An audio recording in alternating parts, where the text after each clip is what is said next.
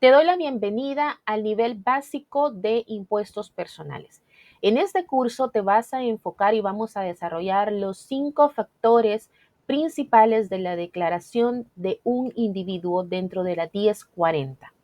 Pero antes de que entremos en materia, quiero darte la introducción para que tú sepas cuáles son esas responsabilidades que vas a adquirir al convertirte en profesional de impuestos personales. Tenemos aquellas personas que únicamente trabajan en los software, son asistentes de los profesionales de impuestos personales y solamente se dedican a ingresar la información dentro del sistema. Eso cualquier persona lo puede hacer. Sin embargo, nuestro objetivo, nuestra meta es que tú te conviertas en un profesional de impuestos personales, el cual vas a saber el manejo de esos 5 factores. ¿Qué implica el filing status del taxpayer? ¿Cuál es ese impacto que tiene dentro de su declaración? ¿Cuál es el impacto que tiene y cuáles son los requisitos para reportar lo que es un dependiente? ¿Cuáles son esos créditos que son otorgados por tener los dependientes, si son reembolsables, si no son reembolsables? También vas a identificar, vas a saber el manejo de las deducciones, de la deducción estándar y de la itemized deductions. También vas a enfocarte, vas a aprender cuáles son esos créditos a los cuales son fiscales, son reembolsables, son aquellos créditos que tu cliente sí puede aplicar.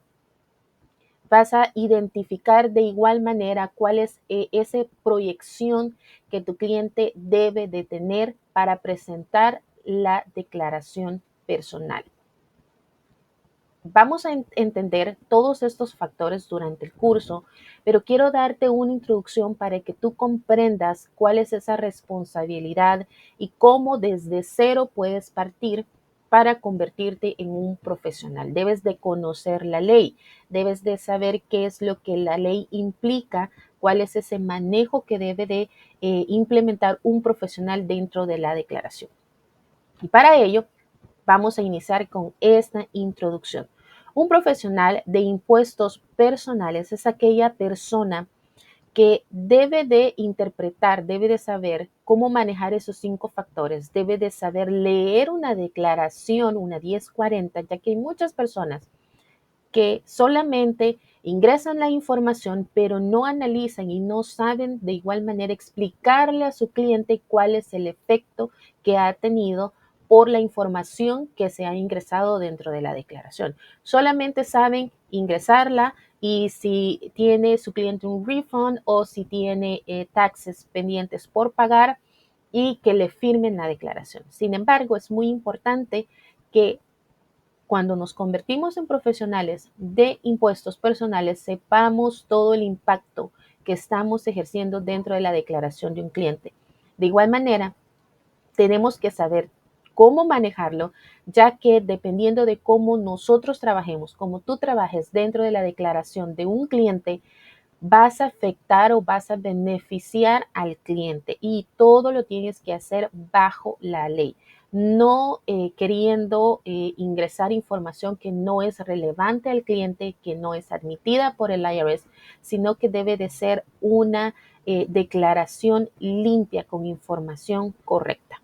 Ahora, para que tú des el primer paso y entendamos cómo ser un profesional de impuestos personales, quiero indicarte que el siguiente paso que tú debes de realizar es solicitar el PTIN. El PTIN lo solicitas directamente con el IRS. ¿De qué manera?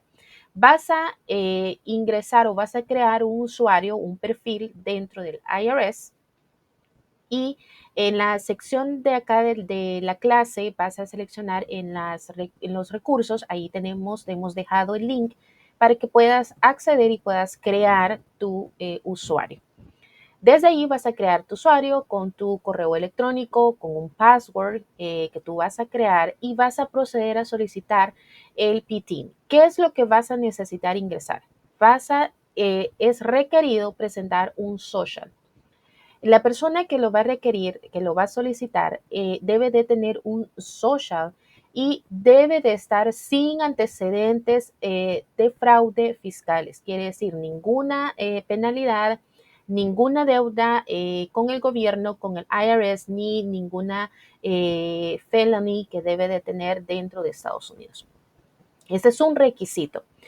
Para solicitarlo, debes de llenar el formulario W12. ¿Cuándo se complementa el formulario W12? Cuando tú ingresas a la cuenta del IRS que creaste y comienzas a ingresar tu información personal. Ahí va a ser requerido tu nombre, tu social, tu dirección, tu número de teléfono, información si estás trabajando y en qué lugar estás trabajando. Esa información va requerida. Una vez tú completes toda esa información, automáticamente el sistema va a generar el formulario W12. Una vez tú ya has presentado esta información, debes de pagar el fee que corresponde para solicitar el PTIN. Normalmente, en la primera vez que tú estás solicitando, es alrededor del costo de $30. Sin embargo, este cambia cada año, puede ser diferente, pero en la primera vez que tú vas a solicitar el PTIN, puede que sea $30. Una vez tú has creado y has enviado tu información, asegúrate de haberlo hecho antes del 31 de diciembre del año donde estás solicitando el PTIN. Si tú ya tienes el PTIN, lo único que tienes que hacer es renovarlo. Todos los años es renovación que se tiene que hacer. De igual manera hay que pagar un fee. Anteriormente, hace años atrás, el solicitar el PTIN era de manera gratuita. Sin embargo, hicieron el cambio y ahora se debe de pagar. ¿Qué es lo que debes de hacer para renovar? Únicamente ingresar al perfil que creaste dentro del IRS con tu email, el password que creaste y pagar. Si debes de actualizar alguna información, la haces y si no, solamente procedes a hacer el pago. De igual manera, debes de estar limpio, todo tu crédito, tu récord debe de ser limpio para que puedas aplicar y renovar tu PTIN.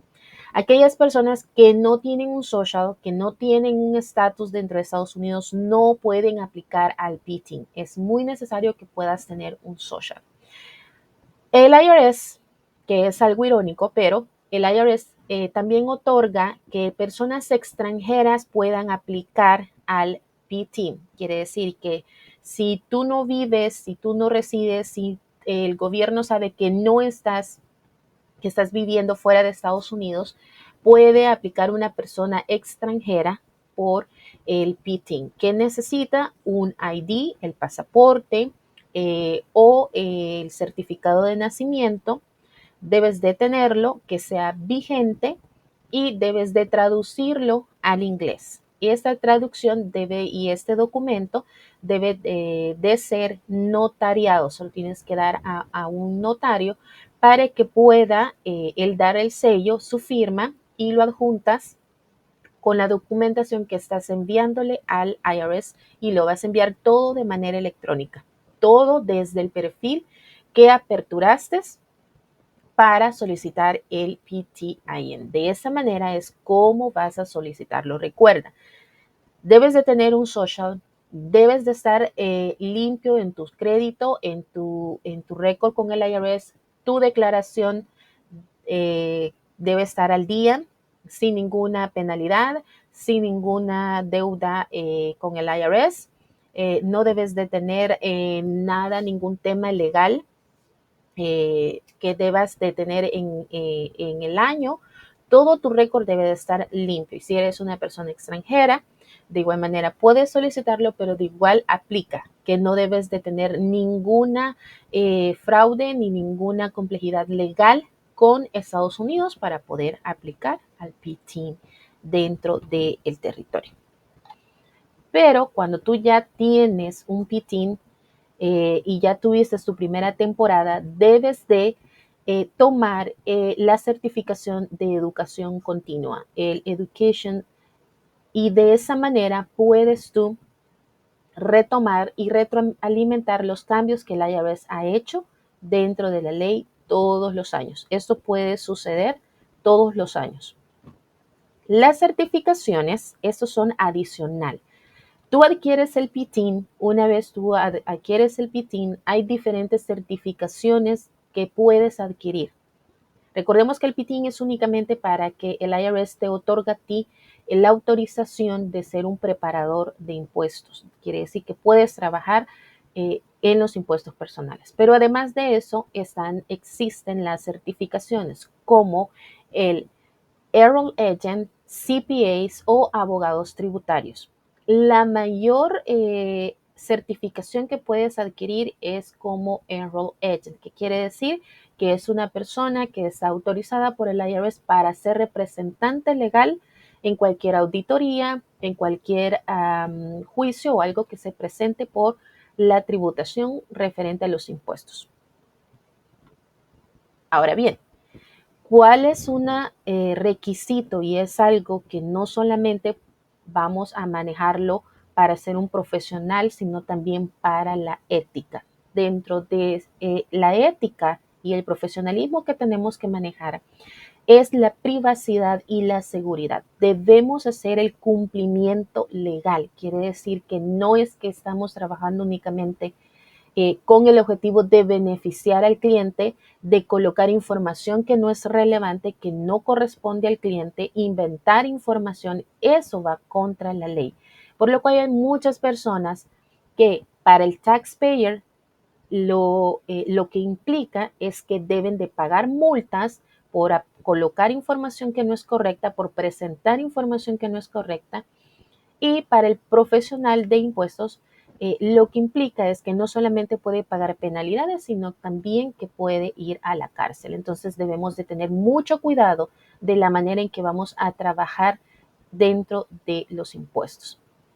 Así que un requisito y algo muy esencial es que debemos de cumplir la ley. Y por ello también es que debemos continuamente estar en educación para saber qué es lo nuevo que la ley va a aplicar para la siguiente temporada.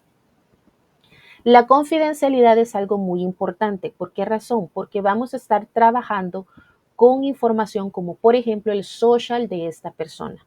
El cliente debe de otorgarnos su información, su dirección, no solamente la de él, sino que la de su pareja, la de sus dependientes. Vamos a tener información acerca de su W2, lo que tuvo de ingreso, lo que le hicieron de retenciones, información de su negocio, en el caso que sea un sole proprietorship, que sea una persona que es un trabajador independiente, vamos a manejar su EIN, su número, vamos a manejar cuánto fue su ingreso, cuánto fueron sus gastos, cuál fue el resultado, si tuvo un reembolso, si no, si el reembolso se va a enviar, el IRS lo va a enviar a su cuenta de banco.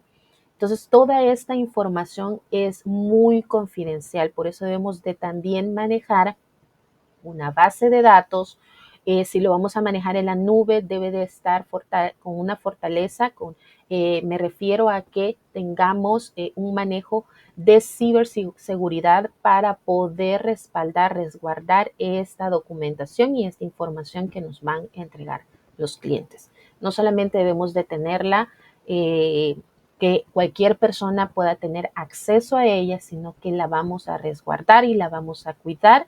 Y toda información, si tú vas a compartir la declaración de tu cliente para que te la firmes y se la vas a mandar de manera en línea, se la vas a mandar por correo electrónico, tiene que ser encriptada para que de esa manera sea más difícil de que otra persona pueda ingresar y pueda robar esa información. De igual manera, si vas a enviársela para que el cliente te la firme, debes de utilizar herramientas tecnológicas que tengan seguridad para que nadie pueda acceder a esa información. Eso es algo muy importante que debemos de tener. Ahora, dentro de los 5 factores que nos vamos a enfocar dentro del nivel básico, dentro de este curso, el primero será el estado civil y los ingresos. Esto es uno de los primeros factores, que es el estado civil.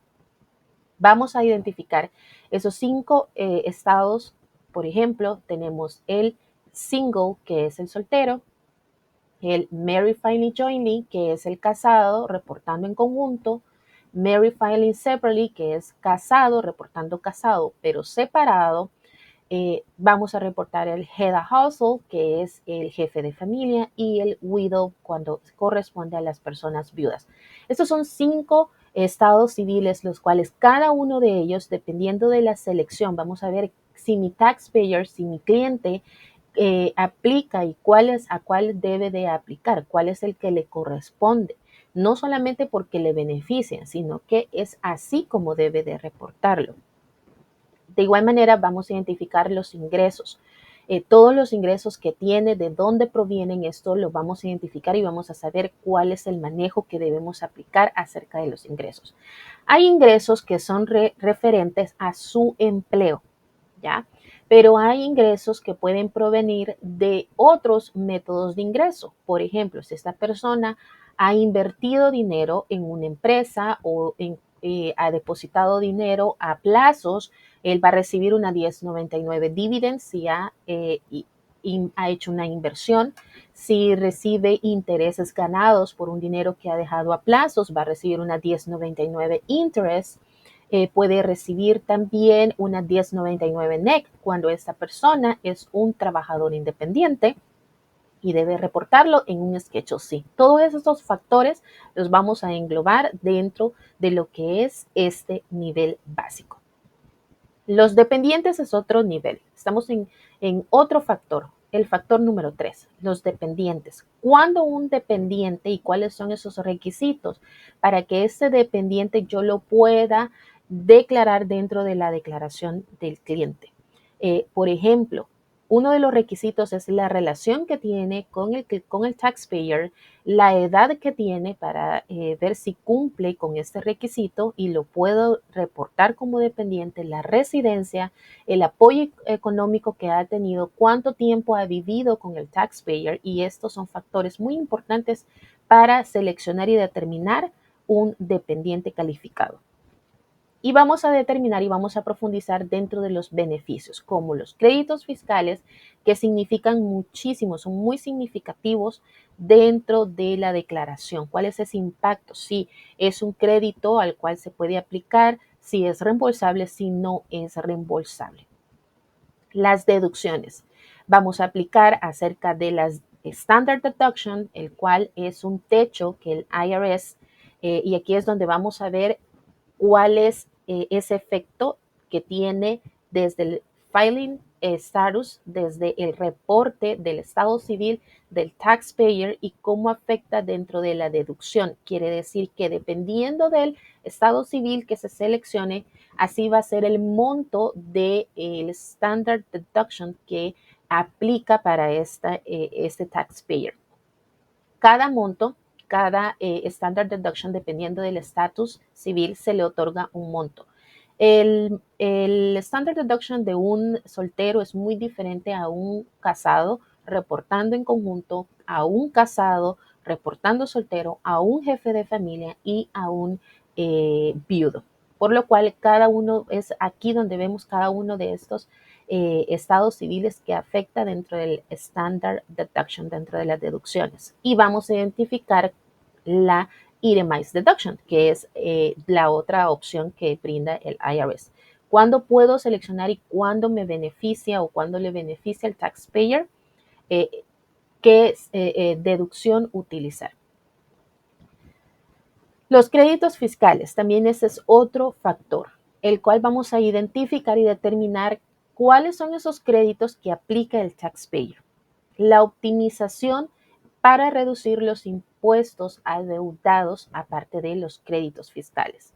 Algunos ejemplos de créditos fiscales que se otorgan dentro de una declaración dependiendo de si es aplicable es el Income Tax Credit, el EITC, el crédito tributario por hijos, tenemos credit, premium credits, tenemos el self-employment tax credit por haber pagado. Entonces son diferentes créditos fiscales a los cuales podemos aplicar dentro de la declaración, pero todo esto lo vamos a conocer.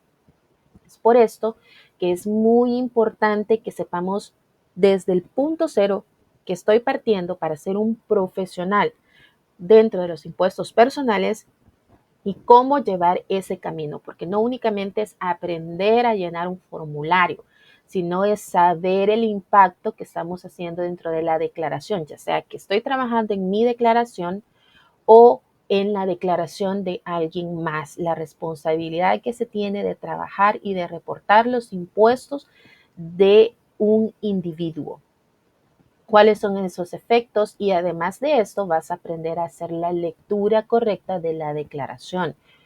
¿Por qué el resultado es de un refund? ¿Debido a qué? O debido a que el taxpayer tiene que pagar impuestos.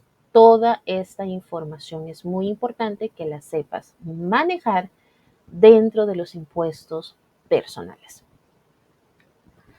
Hasta aquí llegamos acerca de la introducción, acerca de este nivel básico.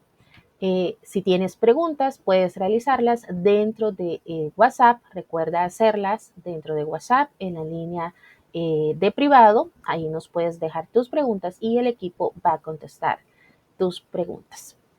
Ahora avanza al siguiente nivel. Bienvenidos a nuestro curso completo de impuestos personales. En este caso vamos en el nivel básico. Mi nombre es Luisa Sandoval y voy a ser tu tutora durante todo el curso completo. Te voy a ir guiando durante todo este camino de aprendizaje acerca del formulario 1040. Vamos a comenzar con una pequeña introducción de este tipo de formulario, ¿ok? El formulario 1040 es el documento que las personas acá en Estados Unidos usan para reportar sus ingresos y para pagar los impuestos federales que se deben cada año. En este formulario se escribe cuánto dinero ganaron durante el año y se restan los gastos permitidos, que lo vamos a aprender, ¿ok? También esos gastos son llamados deducciones y se aplican los créditos fiscales, que son descuentos en el monto total de los impuestos que se deben de pagar. Vamos a ir poco a poco comprendiendo cada una de las partes del formulario 1040 para poder comprender de una manera más fácil este tipo de formulario, ¿ok? Porque desde un inicio les indico que vamos a ver muchísima información, perdón. Entonces es muy importante ir comprendiendo paso a paso cada tema que vamos tocando para que luego se te haga más fácil comprender el resto y así también comprender de una mejor manera todo el formulario 1040, ¿ok? El propósito de este formulario es calcular si la persona ha pagado la cantidad correcta de impuestos durante el año o incluso si debe pagar más o si se le debe devolver dinero. Puede aplicar a un reembolso, ¿verdad? Este formulario 1040 es un documento muy, muy importante para todas las personas que estamos ganando dinero acá en Estados Unidos. Y recogemos información como puede ser información de el estado civil, pueden ser los ingresos y puede ser también las personas que dependan económicamente de estos contribuyentes que van a estar pagando sus impuestos, declarando sus impuestos, ¿ok? Que en esta clase vamos a aprender un poco de ellos, ¿ok? Vamos a continuar. Vamos a iniciar con el estado civil. El estado civil para fines del formulario 1040 es un aspecto muy importante, fundamental, que determina cómo se calculan los impuestos, ¿ok? Hay diferentes estados civiles. Tenemos el primero que es single, tenemos el segundo que es married filing jointly, que son los que presentan casados conjuntamente. Tenemos el tercero, married filing separately, que son los que presentan casados pero separadamente. Ya vamos a aprender un poco más acerca de estos tipos de estado civil. Tenemos head of household, que es cabeza de familia, y tenemos qualifying spouse surviving, que es el más que todo que queda como sobreviviente viudo, ¿verdad? Vamos a continuar y vamos a aprender un poco acerca de ellos. Vamos a iniciar con las personas solteras. Estas personas aplican si no están casados, si están divorciados legalmente o si están separados según una orden judicial. A estas personas que pueden declarar con este estado civil de solteras, se les considera de esa manera durante todo el año si el último día de ese año fiscal en el que estamos declarando los impuestos, esa persona es soltera o se ha separado legalmente de su esposo o esposa en virtud de un divorcio o de un decreto de manutención por separación, ¿ok? Que es lo que ya mencionamos. El estado civil, para efectos de la declaración, es soltero si se le considera no casado y no califica para otro estado civil para efectos de la declaración, ¿ok? Digamos, acá también podemos mencionar, digamos que si tu esposo falleció o tu esposa falleció antes, digamos, de el 1 de enero del año fiscal en el que tú tienes que declarar, perdón, los impuestos, entonces el estado civil para efectos de esa declaración puede ser soltero si tu esposo o tu esposa falleció escúchame bien, antes del 1 de enero de ese año en el que tú tienes que declarar los impuestos. Ahora bien, y tú no te volviste a casar durante todo ese año fiscal de la cual estamos declarando los impuestos. ¿Ok? Por ejemplo, voy a poner un ejemplo para que nos entendamos mejor. Digamos que tu esposo o tu esposa, digamos, digamos, situación hipotética, falleció antes del 1 de enero del 2023. ¿Ok? Si esa persona falleció antes del 1 de enero de 2023 y tú no te volviste a casar antes de fines de ese año 2023, entonces puedes utilizar soltero. O si estabas declarando como casado, que ya lo vamos a aprender, puedes declarar como casado, ¿ok? Sin embargo, claro, es posible que puedas utilizar otro estado civil para efectos de la declaración que les permita pagar impuestos más bajos, pero siempre tenemos que chequear los criterios que nos permite el IRS, ¿ok? Como segundo, tenemos casado que presenta conjuntamente. Acá los matrimonios tienen la opción de presentar una declaración conjunta, siempre combinando sus ingresos y esto generalmente resulta en una tasa impositiva, digamos, más baja. En una declaración conjunta, tú y tu esposo o esposa declaran los ingresos combinados y también deducen sus gastos permitidos combinados, ¿ok? Las dos opciones de declarar los ingresos y de deducir los gastos siempre es de forma combinada. Pueden presentar una declaración conjunta incluso si uno de los dos no tuvo ingresos y no tuvo deducciones. Entonces, no hay ningún problema, pueden presentar la declaración en forma conjunta. Ahora bien, si uno de los dos fallece, si uno de los esposos fallece durante el año, se le puede considerar casado durante todo el año y puede elegir como estado civil para declaración la opción de casado que presenta en declaración conjunta. ¿Ok? Sucede lo mismo con single, ¿verdad? Se puede, no hay ningún problema. Vamos con el tercero, casado que presenta por separado. Acá, cada cónyuge, esposo o esposa, puede presentar la declaración por separado. ¿Qué quiere decir? Que acá presentan sus ingresos y los gastos deducidos de forma separada, pero con ese estado de married filing, que están casados, ¿verdad? A veces este estado es beneficioso si uno de los cónyuges tiene ingresos altos o deducciones significativas. Ahora bien, ¿qué pasa si comenzamos, digamos, presentando la declaración de forma casado, pero presentando por separado? Y yo me quiero cambiar para presentar declaración en forma conjunta. Puedes cambiar tu estado civil para efectos de declaración de una declaración separada a una declaración conjunta. Claro, lo puedes hacer, pero en este caso tienes que presentar una declaración enmendada que se utiliza en el formulario 1040X, ¿ok? Por lo general, puede cambiar una declaración conjunta en cualquier momento dentro de los 3 años. Vuelvo y repito. Por lo general, puedes cambiar una declaración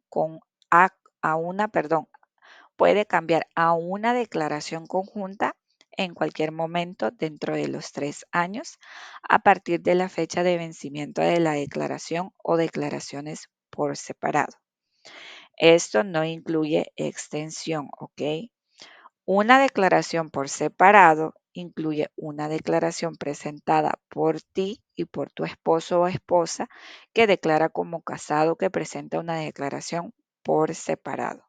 Puede ser como single, como soltero o puede ser como cabeza de familia, ¿ok? Ahora bien, ¿qué pasa si quieren presentar, digamos, están presentando como declaración conjunta y quieren presentar como separados? En este caso, una vez que se presenta una declaración conjunta, no se puede optar para presentar declaraciones separadas para ese año después de la fecha de vencimiento de la declaración, ¿ok? Vuelvo y repito. Una vez que tú presentas una declaración conjunta, married filing jointly, no se puede optar por presentar declaraciones separadas, married filing separately, para ese año, ¿ok? No se puede para ese año después de la fecha de vencimiento de la declaración. Existe una excepción para esto, que es que si un representante personal, digamos, de una persona que falleció, puede cambiar la declaración conjunta elegida por el esposo o esposa sobreviviente a una declaración separada para la persona que falleció. El presentante personal tiene un año a partir de la fecha de vencimiento, incluidas las extensiones en este caso, de la declaración para realizar el cambio, ¿ok? Luego tenemos jefe de familia. Este civil es para individuos solteros o separados que han pagado más de la mitad de los costos del hogar y tienen un dependiente calificado viviendo con ellos.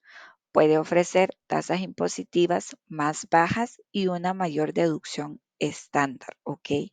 Claro, ya vamos a conocer cuáles son los criterios y requisitos que tienen estas personas para poder reclamar a los dependientes, ¿ok? porque ellos tienen ciertas reglas para poder reclamarlos y para poder usar este tipo de estado civil, ¿ok? No es solamente que, yo ya tengo una persona a cargo, yo voy a declararme como jefe de familia. No. Incluso este estado civil es bastante delicado porque algunas personas vienen y bueno, tú te vas a presentar con clientes que se van a presentar como ese estado civil, pero tú tienes que tener un documento de soporte como una carta, por ejemplo, en la cual tú puedas solicitarle a esa persona, al cliente, donde esa persona diga la razón por la cual tiene al dependiente y por la cual él cree que califica para ese estado. Tú revisas los requisitos y si cumple con los requisitos de esta persona, pues ya tenemos esa carta de soporte y por cualquier auditoría que realice el IRS, ya podemos tenerla de que esta persona está haciendo la verdad conforme a su estado civil, ¿verdad? Porque algunas personas lo que hacen es querer aprovecharse de los créditos de dependientes para poder utilizar ese tipo de estado civil. Así que tenemos que tener muchísimo cuidado con este tipo de estado civil, ¿ok? Y por último, tenemos viudo calificado con dependiente. Si tu esposo o tu esposa falleció en los últimos 2 años y tienes un hijo dependiente, puedes calificar para este estado, que ofrece beneficios similares a los de casado que presenta conjuntamente, ¿ok? Ahora bien, ¿qué sucede acá? Digamos, tú puedes usar este tipo de estado civil si tu esposo o tu esposa falleció, vamos a poner un ejemplo, en 2023. Puedes usar el estado civil de casado presentando en conjunto para ese mismo año, ¿ok? Si así lo has venido presentando. Ahora bien, ese será el último año en que puedas usar ese estado civil para presentar la declaración conjunta con tu cónyuge fallecido. ¿Qué quiere decir? Vamos a poner un ejemplo. En el primer año de fallecimiento, bueno, el primer año mi esposo muere. Yo, ese primer año en el que mi esposo falleció y yo voy a declarar mis impuestos de ese año, yo puedo declarar married filing jointly, que esto es posible siempre que yo no me haya vuelto a casar durante ese año, ¿ok? Puedes irlo anotando si gustas. Primer año de fallecimiento de mi esposo, married filing jointly. Ahora bien, el segundo año de fallecimiento de mi esposo, eh, o incluso durante los 2 años siguientes al año en el que falleció mi esposo, yo puedo declarar como qualified spouse, widow, sobreviviente, ¿verdad? Cónyuge sobreviviente cualificado, que es viudo cualificado con dependiente, ¿ok? En los 2 años siguientes. ¿Qué quiere decir? En el segundo año y en el tercer año, ¿ok? Siempre y cuando yo pueda aplicar a este estado civil, que siempre y cuando yo no me haya vuelto a casar y tenga al menos un hijo dependiente que viva conmigo. Ahí puedo yo calificar. Ahora bien, eso es para los 2 años consecutivos, ¿verdad? El segundo y luego el tercer año de que mi esposo falleció. Ahora bien, al cuarto año, digamos, si yo ya no califico para el estado de cónyuge sobreviviente cualificado o viudo calificado como dependiente, que es lo mismo, en los 2 años posteriores al fallecimiento, digamos, o si han pasado más de 2 años desde la muerte de mi esposo, yo debo declarar o puedo declarar bajo el estado de soltero, single, si en caso no tengo ningún dependiente, o puede ser cabeza de familia si tengo un dependiente, ¿ok? Head of house. Así es como funciona este tipo de estado civil, ¿ok? Esto es por parte de los estados civiles que la IRS ha decretado que se pueden utilizar. Ahora bien, vamos a continuar con los dependientes, ¿ok? Ya que estuvimos hablando un poquito acerca de ellos, ¿ok? Los dependientes son personas que dependen del contribuyente económicamente, de la persona que está declarando los impuestos, como pueden ser hijos u otros familiares, y pueden influir en los impuestos, brindando exenciones o créditos fiscales, ¿ok? En el formulario 1040, los dependientes son esas personas que dependen económicamente de ti Y reclamar dependientes puede reducir tu carga fiscal a través del crédito tributario por hijos o el crédito por otros dependientes, ¿ok? Tenemos dos tipos de dependientes. Tenemos los hijos dependientes, que son hijos, biológicos, pueden ser adoptados o pueden ser hijastros menores de 19 años o menores de 24 años si son estudiantes y que vivieron contigo al menos 6 meses del año, ¿ok? Repito por si lo quieres anotar. Los primeros son hijos dependientes. Pueden ser hijos biológicos, pueden ser hijos adoptados o pueden ser hijastros.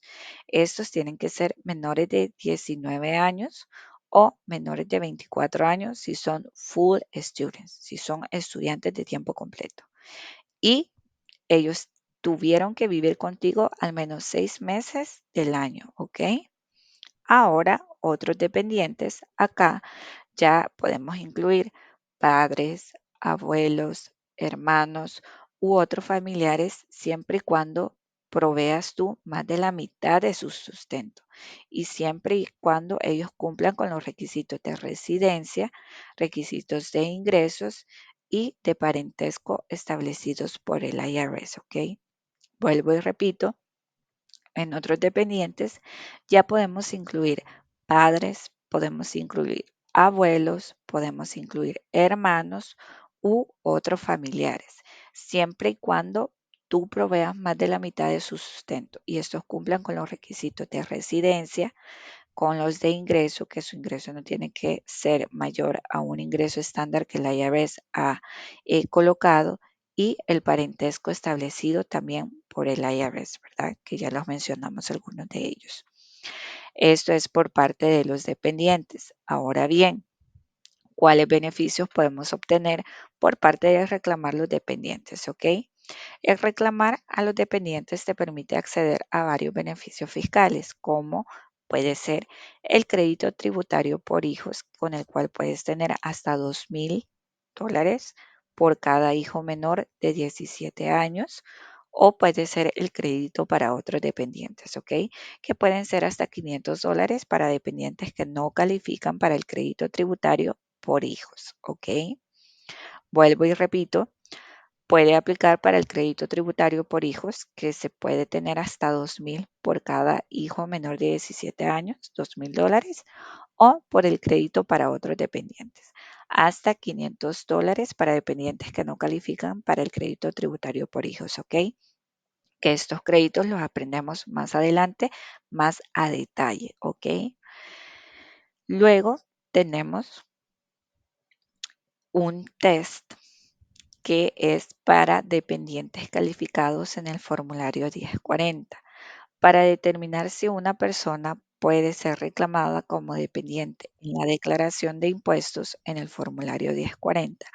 El IRS ha establecido dos categorías de dependientes calificados, ¿ok? La primera es hijos calificados y la segunda parientes calificados, que nosotros ya los aprendimos, ¿verdad? Cada categoría tiene ciertos test o criterios que podemos mencionar que se deben cumplir. ¿Ok? A continuación, en la siguiente slide, se describen los tests para cada tipo de dependientes. ¿Ok? Vamos a iniciar con el test para hijo calificado. Como primero, tenemos, estos son los conjuntos de pruebas que deben ser superados para reclamar a un hijo como dependiente. ¿Ok? Tenemos la primera, que es prueba de relación. Acá el dependiente debe ser tu hijo, puede ser tu hijastro o puede ser tu hijo adoptado. Puede ser hermano, puede ser hermanastro o descendiente de cualquier de estos, ¿ok? Por ejemplo, puede ser un sobrino o puede ser un nieto. Vuelvo y repito, en la prueba de relación. El dependiente debe ser tu hijo o tu hija, puede ser tu hijastro o tu hijastra, puede ser tu hijo adoptado o tu hija adoptada, puede ser tu hermano o tu hermana, puede ser tu hermanastro o tu hermanastra, o puede ser tu descendiente de cualquiera de estos que hemos mencionado, como pueden ser los sobrinos, las sobrinas, los nietos o las nietas, ¿ok? Prueba de relación. Ahora, con la prueba de edad, Acá el dependiente tiene que ser menor de 19 años al final del año fiscal o puede ser menor de 24 años si es estudiante de tiempo completo, que quiere decir que se ha matriculado durante al menos 5 meses del año. Ya si el dependiente es permanentemente incapacitado, no hay límite de edad, ¿ok? Vuelvo y repito con lo de la prueba de edad. El dependiente debe ser menor de 19 años al final del año fiscal o puede ser menor de 24 años si es estudiante de tiempo completo. Pues tiene que ser matriculado durante al menos 5 meses del año. Ahora bien, si el dependiente es permanentemente incapacitado, no hay límite de edad, ¿ok? Y tenemos la prueba de residencia, que acá es si el dependiente debe, más que todo, acá el dependiente es un requisito que debe haber vivido contigo por más de la mitad del año fiscal, ¿ok? Siempre, por más de la mitad del año fiscal. Hay excepciones para ciertas circunstancias como hijos de padres divorciados o separados, pero esta es la que más tú vas a poder aplicar, que el dependiente debe haber vivido contigo por más de la mitad del año fiscal. Luego tenemos la prueba de sostén, que es acá donde el dependiente no debe haber proveído más de la mitad de su propio sustento durante el año fiscal completo. Es decir, tú debes haber cubierto más del 50% de sus necesidades financieras para poder aplicar como dependiente. Si no, ese niño ya se puede mantener solo, ¿verdad? Y como quinto, tenemos prueba de declaración conjunta, que quiere decir que si el dependiente está casado, no debe haber presentado una declaración de impuestos conjunta con su esposo, a menos que sea para reclamar un reembolso y ninguna de las partes tuvo obligación fiscal. Pero si lo está haciendo para declarar impuestos, ya no puede aplicar para ser un dependiente. ¿Ok? Esto es por parte del test para un hijo calificado. Ahora bien, vamos a tocar para un test para pariente calificado. ¿Ok? Este conjunto de pruebas es el que califica para dependientes que no cumplen con los requisitos que acabamos de mencionar, de hijo calificado, ¿ok? Pero estos pueden ser reclamados bajo la categoría pariente calificado. Como primero tenemos la prueba de no hijo calificado, que quiere decir que el dependiente no puede calificar como los criterios anteriores que teníamos de nadie más, ni de ti ni de otra persona. Puede ser el papá o la mamá, si están, digamos, divorciados. Ahí el dependiente no puede calificar como hijo calificado de nadie más, ni de ti ni de otra persona, ¿ok? Segunda prueba, prueba de relación o residencia. El dependiente debe ser un pariente por sangre, matrimonio o adopción, como pueden ser padres, abuelos, hermanos, tías, tíos, suegros, etcétera, ¿ok? Si no es un pariente, debe haber vivido contigo durante todo el año, que es la residencia permanente. En este caso no son solo 6 meses, sino es durante todo un año completo, ¿ok? Luego tenemos la prueba de ingresos brutos, que acá el dependiente de haber tenido un ingreso bruto menor a $4,700. Es el ingreso que veníamos hablando, ¿ok? No puede tener mayor a ese ingreso porque si no, la tasa de pobreza ya no aplicaría. Entonces, eso es según el año fiscal 2023, ¿ok? Este límite cambia anualmente, ¿ok? Durante todo el año. Esto incluye salarios, pensiones, ingresos por inversiones, entre otros.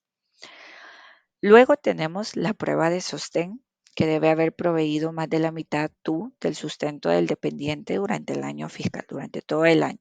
Esto incluye gastos como vivienda, comida, transporte y otras necesidades, ¿ok? Y por último tenemos la prueba de ciudadanía o de residencia, que acá el dependiente debe ser ciudadano estadounidense, nacional estadounidense o residente de Estados Unidos, Canadá o México durante al menos parte del año, ¿ok? Vuelvo y repito, la prueba de ciudadanía o residencia, el dependiente para poder calificar debe ser ciudadano estadounidense, nacional estadounidense o residente de Estados Unidos. Puede ser residente también de Canadá o de México durante al menos parte del año, ¿ok? Parte, 6 meses o durante todo el año, ¿ok? Esto es por parte del test para parientes calificados. Ahora bien, una vez nosotros ya comprendemos este tipo de información básica muy importante de los contribuyentes, ya podemos brindarles asesoría, ya podemos saber cuándo un dependiente puede ser reclamado, podemos asesorar a nuestro cliente a cuál estado civil puede utilizar y ya esa información nosotros podemos incluirla en nuestra declaración, nuestro formulario 1040, ¿ok? Así que en este momento esta es la parte teórica que nosotros tenemos que comprender en esta clase y hoy vamos a ver cómo podemos ingresarlo ya en el sistema, ¿ok? Para poder revisar cómo lo vamos a ver en el sistema, permíteme, vamos a ver este tipo de práctica. Estas son las prácticas que nosotros te vamos a brindar a ti para que tú pongas en práctica toda la teoría que has aprendido, ¿ok? La mayor parte de las prácticas son prácticas reales, claro, se han cambiado el nombre de los clientes para poder tener su privacidad, ¿verdad? Pero son prácticas reales que nosotros utilizamos para que tú aprendas a desarrollar ese tipo de formulario 1040 de los clientes. Nosotros tenemos por decirlo así, un template que podemos enviar a nuestros clientes en la cual nosotros solicitamos diferente información personal de los clientes para poder ingresarlo en el formulario 1040, ¿ok? Como puede ser el nombre, el correo electrónico, el número de teléfono, el Social Security Number, ¿verdad? Que el Social Security Number es un número de identidad que tenemos los contribuyentes que tiene que ir en el formulario 1040, que este es único. Ninguna otra persona va a tener el mismo que tú tienes, ¿ok? La ocupación puede ser también de este cliente, la dirección de residencia, el estado civil que ellos nos pueden brindar, pero también es importante que nosotros analicemos el tipo de dependientes también, si tiene o no tiene, para poder ingresarlos. Esto por parte de la información básica de mi cliente. Ahora bien, esta práctica también puede tener otro tipo de, digamos, información. Por ejemplo, el Self-Employment Income, que este ya lo aprendemos en el nivel avanzado del curso completo de impuestos personales, ¿verdad? Ya ese tipo de información se solicita por si tenemos que agregar un Schedule C, que es el que pertenece a ese tipo de trabajadores, y ya aquí ellos no lo brindan. En este caso dice que no, porque esta práctica es de W2. Y también podemos revisar, siempre es importante, a veces vamos a encontrar sí páginas en blanco, pero tú tienes que ir hasta abajo y vas a encontrar la W2, que esa ya la vamos a aprender, ok, más adelante, que es la forma de ingreso, tipo de ingresos que está recibiendo tu cliente. Ellos ya vienen y la brindan. Y también información básica de identidad, por ejemplo, la licencia de conducir. En este caso voy a regresar hasta arriba y vamos a comenzar a ingresar esta información básica en el sistema, ¿ok? En este punto, si alguna de la información la vamos a ir viendo toda poquito a poco, ¿ok? Entonces, si yo no menciono en este momento alguna de la información de la práctica, la voy a ir mencionando conforme la vayamos ingresando al sistema. En este caso, vamos a ingresar al sistema. Este es el link que tú ya tendrás para poder ingresar a este punto de la clase. Tú ya tienes también tus credenciales. Vas a poder colocar tu usuario en Account Name, tu password, tu contraseña y la fair name que nosotros te hemos brindado, ¿ok? Tú las vas a colocar.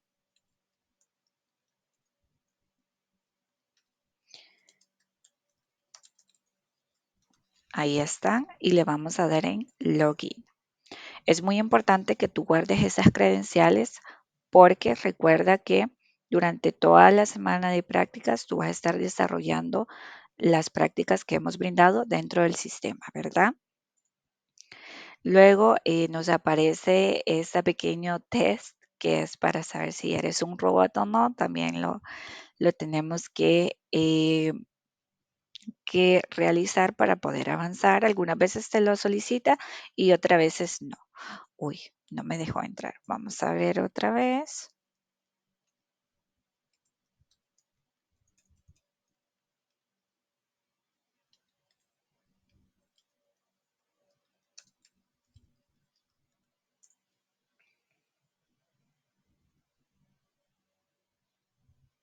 Listo, ya nos dejó entrar. Cuando ustedes entran, algunas veces nos va a hacer tipo de preguntas personales el sistema. En este caso, como claramente nosotros no conocemos tu información personal, tú tienes que colocar en ese apartado la palabra impulsa, ya sea toda en mayúscula, perdón, o toda en minúscula, ¿ok? La palabra impulsa. Esa es la respuesta a ese tipo de preguntas personales, ¿ok? En este caso también nos aparece un mensaje de poder autentificar en la cuenta, ¿verdad? En este caso yo le voy a dar que no en este tiempo. También nos va a aparecer esta notificación de IRS Missing Data. Le voy a dar cerrar y no hay ningún problema. Tenemos algunas pestañas Individual, Business and Setup. En este caso yo porque soy administrativa, ¿verdad? En las business, acá ya va todo lo de corporativo. Declaración 1065, 1120S, 1120. Esas no las vamos a tocar. Esas ya son otro tipo de curso, ¿verdad? Si no, estamos en las personales, las individuales, las 1040, todo ese tipo de formularios. En la pestaña, en la navegación, hay una barrita de navegación que tiene diferentes opciones, Dashboard, Clients, eFile. Ahí a ti te van a aparecer diferentes también. La que nos interesa es la de Clients, así que nos vamos a ir directamente a Clients y acá nosotros ya podemos comenzar a preparar nuestra declaración 1040, ¿ok? Yo tengo también diferentes secciones, New Return, Manage Returns, Amend and List. Yo voy a seleccionar New Return. Y acá ya el sistema comienza a solicitarme información de la persona, el cliente a la que yo le voy a hacer la declaración 1040. En este caso, yo voy a hacer dos pantallas para que ustedes logren ver, ¿ok? Quiero ver, ya no me cargó la práctica. Ahí está. Ahí tenemos nuestras dos pantallas para que ustedes puedan verificar la información que yo voy a ir agregando. Lo primero que el sistema me solicita es el número, el Social Security Number. Acá yo lo tengo en la información personal de Melanie. En este caso, como es de práctica, yo voy a colocar 359 00 y esos últimos cuatro dígitos yo se los voy a cambiar. ¿Por qué? Porque recordemos que es una práctica y si todos registramos el mismo número, el sistema nos va a denegar esa declaración y nos va a decir, ya existe un Social Security con el número que estás ingresando, entonces ya no se puede ingresar, ¿verdad? En este caso, yo le voy a poner que es el 2510. Es muy importante que tú recuerdes, tú anotes, mejor decir, ese tipo de número, el Social Security Number. ¿Por qué? Porque así tú nos mandas esos últimos cuatro dígitos para la revisión de tu práctica, ¿ok? Es importante que tú lo anotes. En este caso, en los formularios tenemos el Form 1040, que es el de Individual Income Tax Return. Ese es el que nos interesa, así que lo vamos a dejar, ¿ok? Le vamos a dar Save and Continue y ya el sistema nos deja ingresar a la el formulario, perdón, 1040 que nosotros vamos a estar ingresando, ¿ok? Nos pide el primer nombre, que en este caso acá tenemos el name Melanie Powers. El primer nombre vamos a poner Melanie. En inicial podemos colocar la inicial de este caso de esta persona, si tiene un segundo nombre, un apellido antes, un primer apellido lo podemos poner, no hay ningún problema, claro. Pero en este caso solo es Melanie Powers, así que no voy a poner absolutamente nada. Y acá voy a poner su apellido. Ahí está, Melanie Powers. Luego nos aparece su Social Security Number y nos solicita su fecha de nacimiento, ¿ok? Pueden brindarla en la información personal y si no, a veces podemos encontrarla, nos vamos a ir hasta abajo, la podemos encontrar acá en su documento de licencia de conducir. Acá nos dice date of birth, que ella es del 11 del 17 de 1989, ¿ok? Acá la tengo. Listo.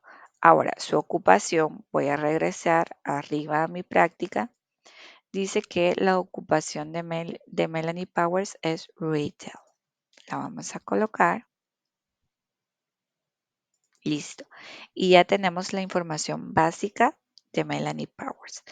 Luego nos hace una pregunta de acá, que esta es acerca de Health Insurance. Acá dice de la formulario 1095A. En mi práctica no hay ningún formulario 1095A, así que voy a seleccionar que no. Luego me dice acerca de su filing status. Acá yo tengo single, married filing jointly, married filing separately, head of household, qualifying surviving spouse, ¿ok? En este caso, acá su marital status me dice que ella es single. Yo le voy a poner que es soltera. En caso de que ella trajera acá un dependent, no sería single, sino sería head of house, ¿ok? En este caso lo vamos a dejar en single. Vamos a introducir también su información de residencia. En ese caso, acá la tengo, street address. Vamos a colocar que es 1105 The Rainway. Luego voy a agregar de una el zip code que es 46239. Vamos a ver, no me apareció acá. Vamos a poner que es de Indianapolis, perdón. Está por acá. Acá está, ID. Y luego ya no agregamos más, está completa. Luego nos solicita su email address, que acá lo tenemos, Melanie Powers.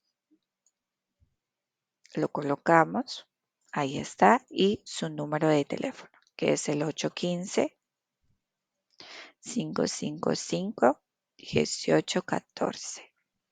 Luego ya no agregamos ninguna otra información, nada, hasta la parte de Bank Information for Direct Deposit. Acá es muy importante que nosotros agregamos este tipo de información. ¿Por qué? Porque puede ser que nos pida información, ya sea eh, de el tipo de cuenta de banco. ¿Por qué? Porque puede ser que tenga un reembolso, entonces directamente se mande ese reembolso a ese tipo de cuenta, ¿ok? En caso de que nos haya brindado la información, le agregamos. En caso de que no, pues no hay ningún problema. Pero como responsabilidad de nosotros de preparadores de impuestos, podemos preguntarle y decirle, mira, agregamos tu bank information y tú le explicas por qué es importante, como yo le expliqué, de que puede recibir un reembolso y se lo van a mandar directamente a este tipo de cuenta. Le damos guardar y acá la ciudad no agregamos. Vamos a agregar Indianapolis y le vamos a dar en guardar. Quiero ver acá qué me aparece. No me la aceptó. Es que este es 39. Tenemos que tener cuidado. Ahí está, miren, en ingresar bien los zip codes. Si no, no lo va a aceptar el sistema. Le damos en guardar y ya el sistema me registró este tipo de información de Melanie y a mi cliente Melanie. Algunas veces van a surgir ese tipo de ventanas como información adicional de este tipo de estado que se tienen que ingresar, ¿ok? En este caso le vamos a dar cerrar. O bueno, ya lo vamos a seleccionar en otra sección porque nos va a volver a salir, ¿ok? Esto es por requerimientos que piden diferentes estados. Conforme a la información personal ya tenemos de Melanie Powers. Ahora nos vamos a ir a la sección de Additional Info. Acá vamos a introducir, ven, acá nos apareció el cuadrito, mira. Vamos a seleccionar que en este caso va a ser, vamos a ponerla de Brown. En este caso de práctica voy a colocar la primera que me salga, ¿ok? Le voy a dar en Save. Pero es muy importante siempre informarnos acerca de ese tipo de información requerida por el IRS. En este caso, nos pregunta si tiene una driver license. Recuerdan que la tenemos en la práctica hasta el final. Acá está. Le damos que sí. ¿Qué tipo de información es? El type of ID card es driver's license. Y vamos a poner el number of issue date. Esta es ID. Y luego tenemos el Identification Number, que en este caso es 1, 2, 3, 4, 5, 6, 7, 8, 9, 0. Luego tenemos el Issue Date, que lo tenemos acá. Es el 11 del 17 del año 2017. Acá está, lo vamos a seleccionar y luego seleccionamos la Number Expiration Date, que en este caso la fecha de expiración acá está, es el 11 de 17 del año 2023, dice. Le vamos a poner que es del año 2023. Ahí está. Ahora te hace unas preguntas. ¿Verificaste la identidad del taxpayer in person? Tú le colocas que sí, porque tú se la identificaste, ¿verdad? Luego, si lo identificaste remotamente, en caso de que no lo hayas hecho físicamente, entonces le das que no, pero si lo hiciste remotamente, le das que sí, ¿verdad? Y también te pregunta si prefieres que el formulario se brinde en otro idioma que no sea el inglés. En este caso le vamos a dar que no, lo necesitamos en inglés, ¿ok? Y luego le damos en Save. Le damos acá que sí. Si fue remotamente, le damos que sí. En caso de que no, solamente le damos en no. Ahí está. Y le damos en Save. Ahí está. Ya tenemos nuestra información adicional de Melanie Powers. ¿Ok? En caso de que ella tuviera dependientes, lo vamos a agregar en Dependent Info, que es en esta parte. Acá se le da en Add New y aquí se agrega toda la información personal del dependiente. Nombre, el apellido, la relación, si es un hijo, si es una hija, si es grandchild, foster child, sister, brother, niece, la fecha de nacimiento, que es muy importante colocarla porque acá te va a aparecer la edad que tiene y si califica ese dependiente o no. Allá tú puedes analizar, ¿verdad? El Social Security Number que se puede agregar y lo tienes que introducir de nuevo, ¿ok? Y luego te pregunta si califica para algún tipo de crédito, si se está reclamando como dependiente, si es elegible para el Child Tax Credit o Other Dependent Credit, que somos los que mencionamos que dan beneficios, y tú los tienes que seleccionar, ¿verdad? Y luego de eso también te pregunta sobre el ACA. La pregunta en este caso se le puede dar que no.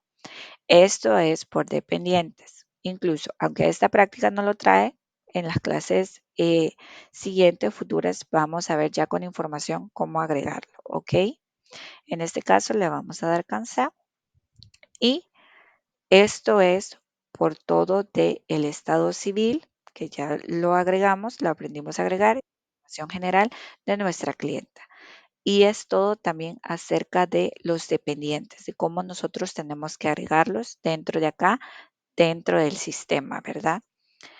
Esto es todo por parte de esta clase. Ya en las siguientes clases vamos a aprender sobre los ingresos, sobre los créditos, sobre las deducciones y sobre los impuestos pagados. Más que todo, en las clases vamos a aprender en todo lo largo de este curso los 5 factores muy importantes que toda declaración 1040 tiene que tener. Ya mencionamos el estado civil, que es uno de los factores principales, las deducciones, que lo podemos aprender en las siguientes clases, los ingresos también, los créditos y los impuestos pagados. Esos son los 5 factores que vamos a ir comprendiendo poco a poco. Esto ha sido todo por esta clase. Muchísimas gracias a todos por su atención y nos vemos en las siguientes clases. Muchísimas gracias.